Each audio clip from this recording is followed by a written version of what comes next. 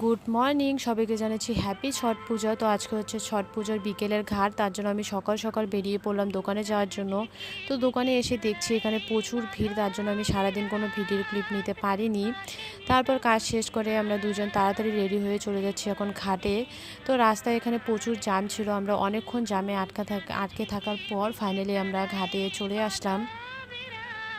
তো এসে দেখছি অনেক সুন্দর সুন্দর করে ঘাটগুলো সাজিয়েছে।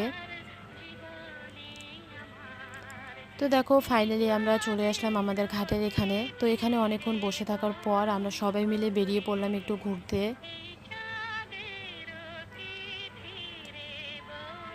তো অনেকক্ষণ ঘোরাঘুরি করার পর আমরা চলে আসলাম একটু ফুচকা খেতে।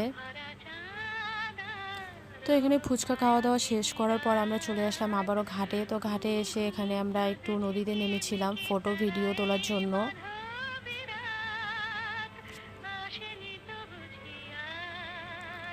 তো নদী থেকে উঠে এখন আমাদের পুজো শেষ, এখন আমরা চলে যাব বাড়ি।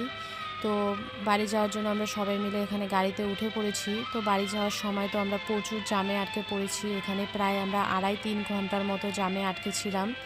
তার মাঝখানে আমাদের গাড়িও ফেসে গেছিলো এখানে। তারপর সবাই মিলে এখানে ঠেলে গাড়ি থেকে তোলা হলো। তারপর আমরা চলে আসলাম এখানে দোকানের এখানে।